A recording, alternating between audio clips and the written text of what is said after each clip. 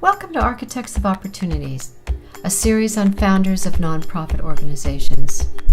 We will look at how one person or a few people saw a need in your community and found a way to fill it.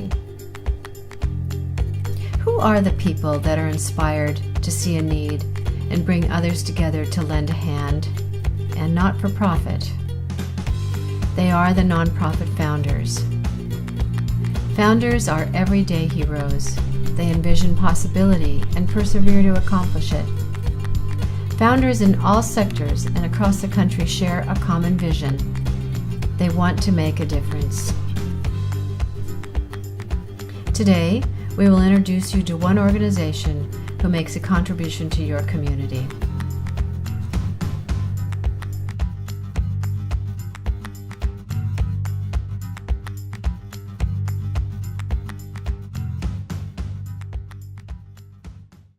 So I would like to introduce Chuck Collins, whose parents founded Lifehouse, and Nancy Moody, now the executive director.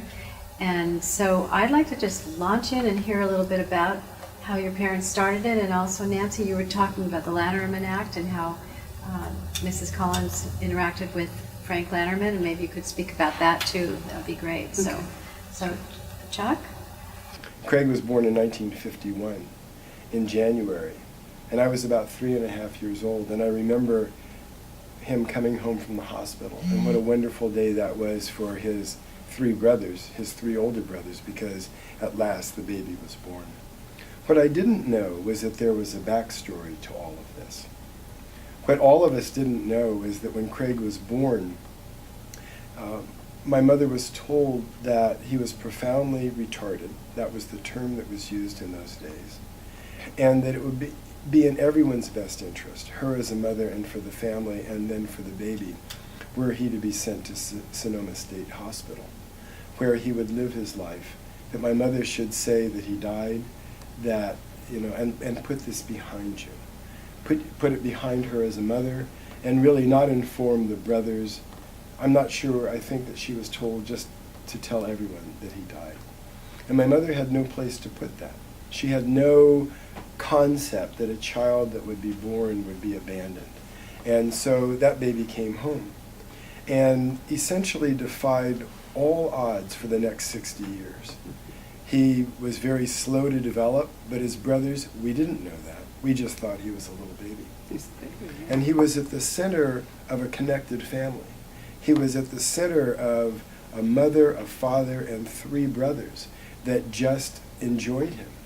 And what we didn't realize is that many of his health issues around nutrition, whether he would survive infancy, they were put away from us. At the same time, my mother was working with nutritionists at the university and with pediatricians, and everyone that could be encircled in order to make this baby live. And live he did. So that was something that as young kids we became very accustomed to. That if you go back and look at it in hindsight, it was probably very different. But that was normal for us because that was our family, that was our baby, that was our brother, and that was the family that he was born in. In 1954, as I don't remember, but as I'm told, my mother put an ad in the Mill Valley newspaper, I think it was the Mill Valley Record, and asked if other mothers of retarded children would like to get together and have coffee or tea. And a few women kind of came out of the dark, together, and they formed what essentially became this organization called Marin Aid to Retarded Children, that became Marin Aid to Retarded Citizens, and that now is Lifehouse Agency. But that really only tells part of the story. Because what my mother was acutely aware of was that the world for retarded people, and now who we call the developmentally disabled, was extraordinarily limited. And it was confined to one institution or confined to the darkness. And my mother just had no vocabulary for any of that. And her work as a woman who was in many ways a very simple person was about justice. It was about what would be fair, what we're going to get used to, and that we're all going to have to recognize that this is about the whole human story. This is about the whole human family. And this baby, this boy, and this man who he became has a fundamental right to be there. And it went to issues such as there was no mental health in the county at the time. At the time, there was no access for paratransit. And so when the transit authority was formed and they were really talking about the Golden Gate Transit Authority and getting people around in the county and to the city, my mother sat there and said, you've got to make accommodations for people with disabilities. This is well before the Americans with Disabilities Act. This is really fundamental in how this group of women and men approached the issue of justice for everybody. So it trumped race, it trumped gender, it trumped ethnicity, it trumped language group, it trumped economics, it trumped all of those things because everybody had to wrestle with this. So it became in many ways to me one of the progressive organizing principles of what Marin County has become. It's an issue of justice, of equity, of access. And what we see is that if we can really string together issues of justice, of equity, and access, that people have a much higher ability to reach their own potential, that they can reach the inherent excellence that each person has in their own way, in their own voice, in their own distinction, that they can really reach their highest potential, and then collectively as a society, we can do a heck of a lot better. We can define ourselves in different ways so that we're putting all of the horses on the track and to see what becomes of society when there's really true inclusion.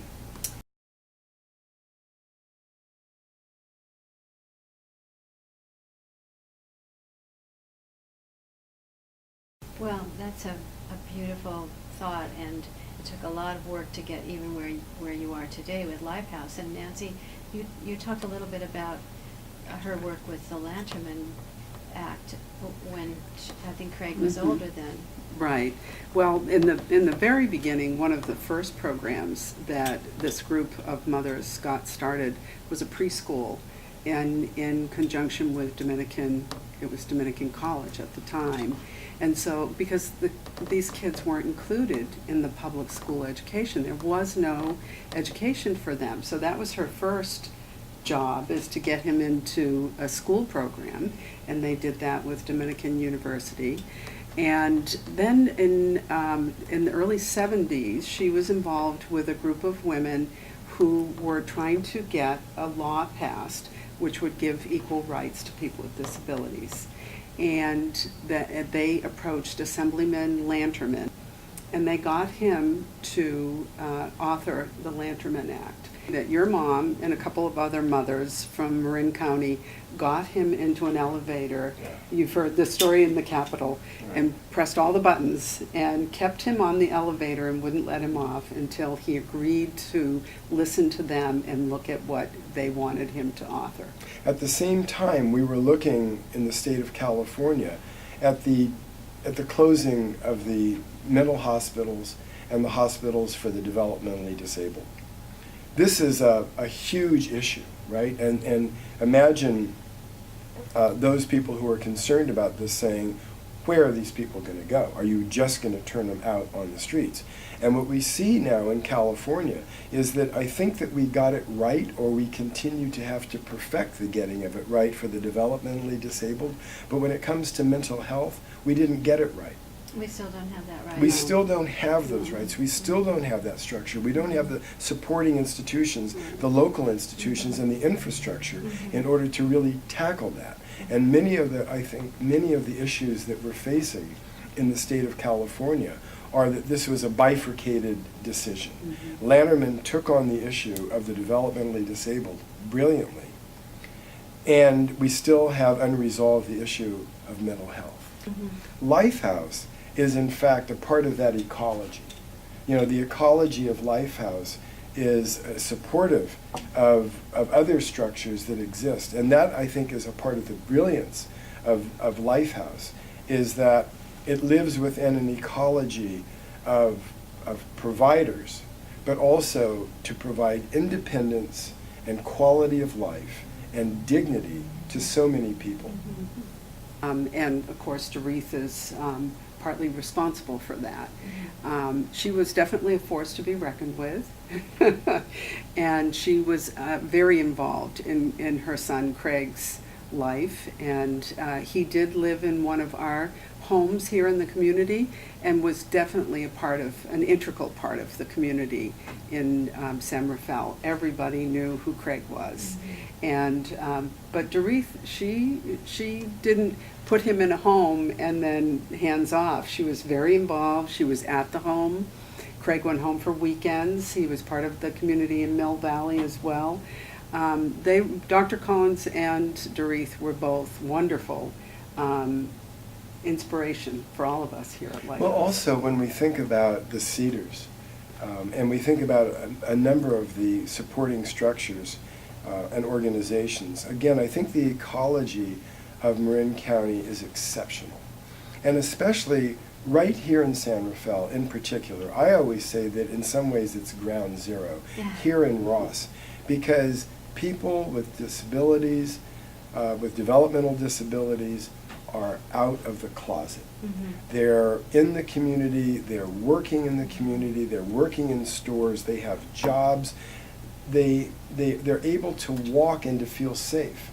And for Craig to live in this Northgate community here in Terra Linda, where he could walk from his home to the community, get on public transportation by himself, and get all the way to Ross, to the Cedars, and come back every day, and to be a volunteer that he defined himself as. He was a volunteer.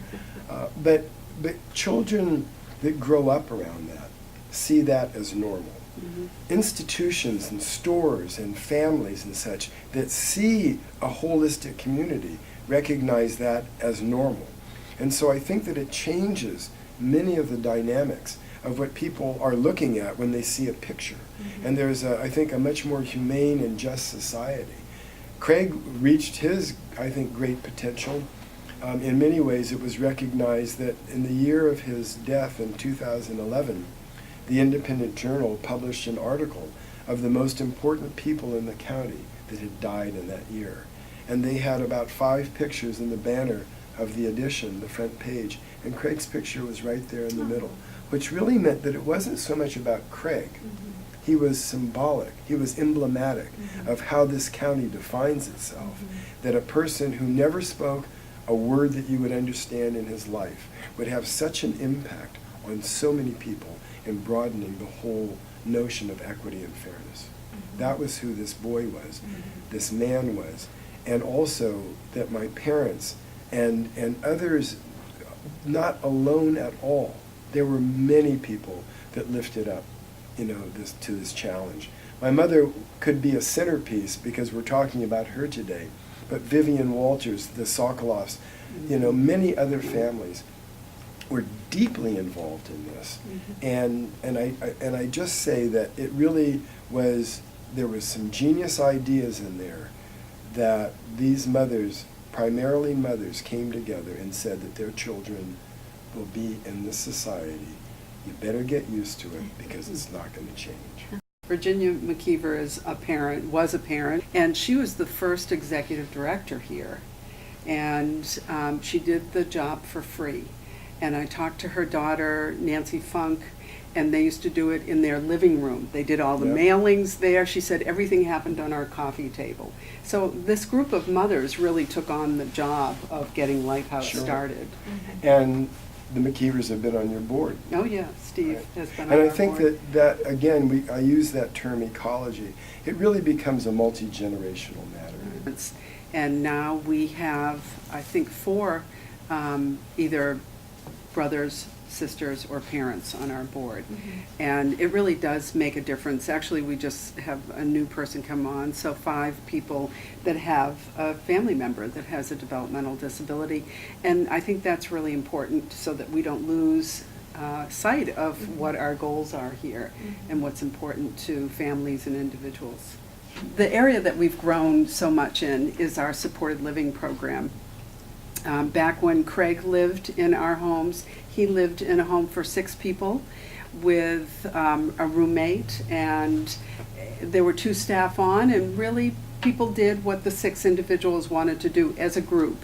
And now we have a different approach. We're looking at the individual person that we serve and trying to make it more unique for that individual. So supported living is really the program that has grown the most in the last 5 years. And we've added about 70 people that we serve through the supported living program. We have people that live in their own apartments with maybe 1 or 2 roommates, and staff that are, they help in hiring the staff to work with them. So it's a little bit more individualized, and I think that's something actually that Craig would have loved. Nancy, would you talk about what Lifehouse is doing with autism? Oh, well, we've really begun to address the needs of autism here in this community and Sonoma. There really isn't another organization that's taken that on as a focus. We've hired 2 autism specialists that work with us. They're on staff, and we work with a consultant. I've gone back east with one of our staff to look at the TEACH program in North Carolina at the university, and we are really developing our autism program. If you're familiar with Sweetwater, it's a specialized program in Sonoma County for people with autism, and Lifehouse is providing the services there now. And that's really exciting for us because there's the individuals with autism that we're serving, everybody is unique, but there's a saying, if you know one person with autism, you know one person with autism, because each person is so individualized and so individual and unique, and that's a really exciting program for us. A challenging program, but very exciting. We collaborate with all the other programs here. We have the Marin Autism Collaborative, and we meet here once a month, and all the leaders in the other organizations here in Marin come together to talk about resources for people with autism here in this county. And that's been a really productive group. We put on, we're doing a parent group right now, and it's free, and we get about 20 parents a month, and we take turns facilitating that group. Okay. So that's something we do. We put on an annual meeting for people to come, professionals and parents, to hear about the latest research and what's being done in the field of autism. We, Lifehouse itself started a teen recreation program for kids with autism, Okay. teenagers with autism who in the public schools don't really get included in a lot of the social activities. And at that time, teenagers start to maybe not be as kind and accepting as people who are different. And so this is an opportunity for them to get together with other teens like themselves and with peer mentors from the public schools or private schools in Marin County, and we have a couple of recreation coaches.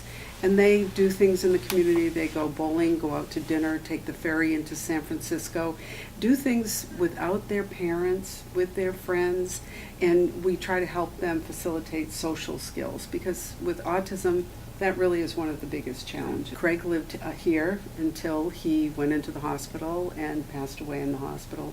We had someone just recently who I had known for 23 years become so sick that he wasn't going to make it, and they wanted him to stay in the hospital or be transferred to a nursing home. And he was so agitated by being away from his home, and we had to advocate to get him to come home. Oh. And we got him to come home, and we had hospice, and our staff took care of him until he passed away. And now we've done that several times, and the staff even put on a beautiful memorial to him. And the staff are very committed, and I was so glad that we could do that for him.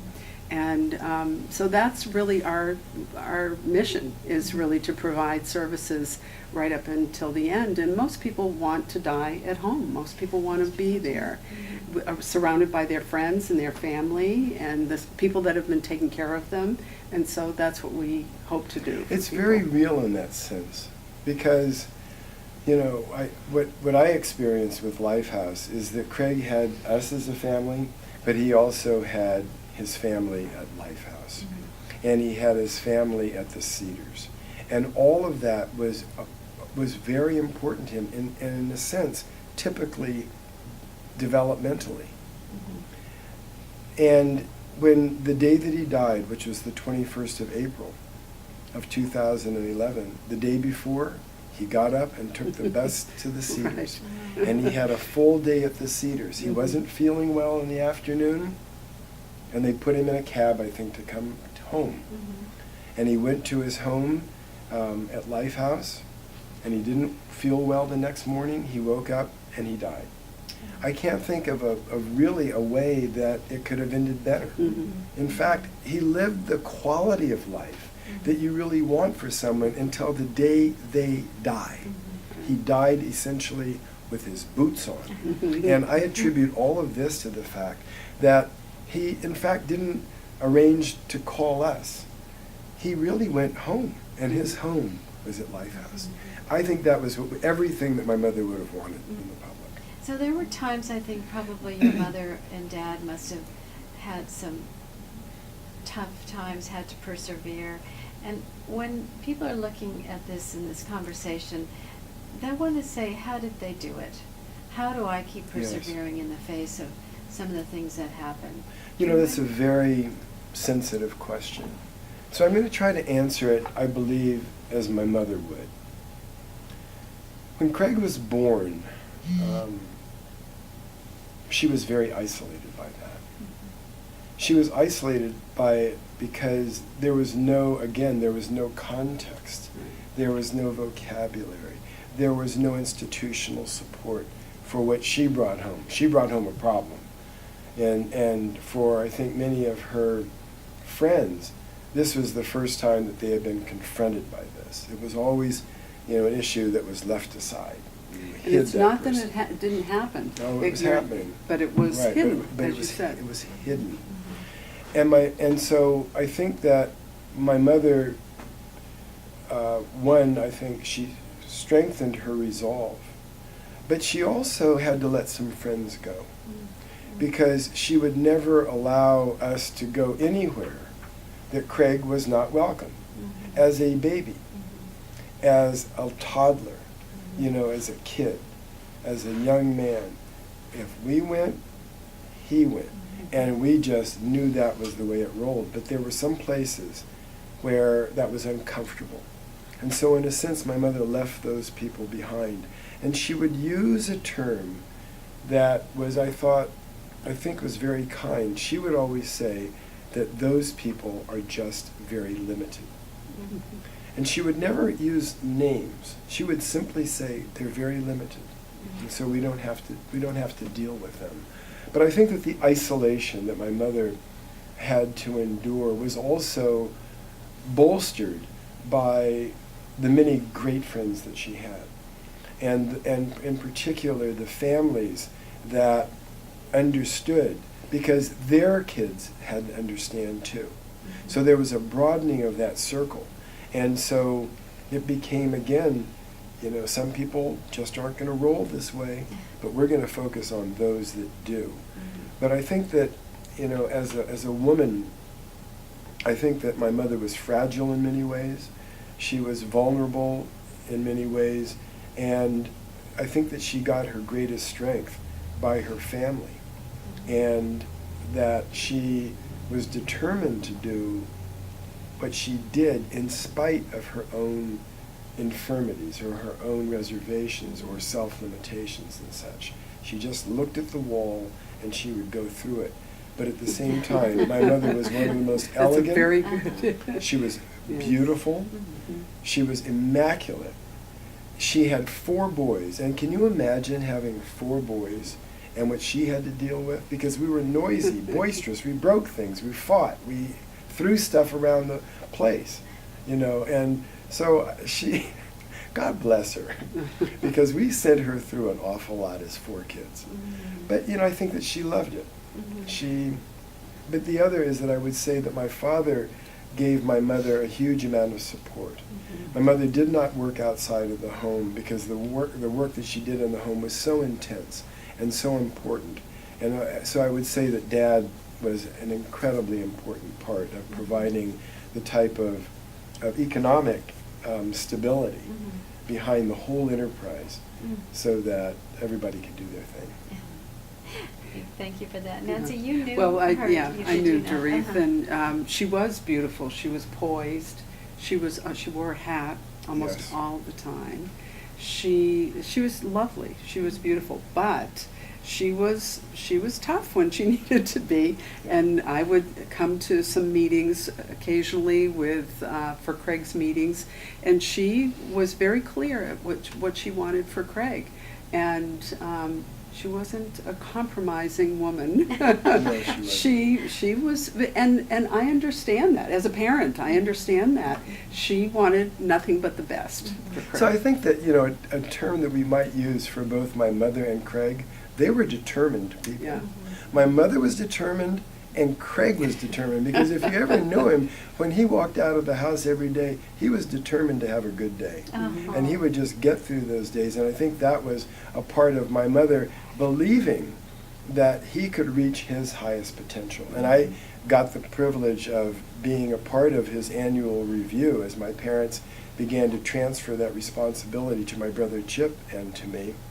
And sometimes it was a fight. I remember that meeting. Yeah, sometimes it was a fight. It was very clear she wanted her two boys to come so that she could pass the mantle, because she wanted to make sure that Craig was taken care of, and she wasn't sure how long she'd be around. But I remember that meeting very clearly. Yeah. But like I said, she really wanted the best for Craig, and she was determined to get it. But I think Craig was very like her. Very much like her. Yeah.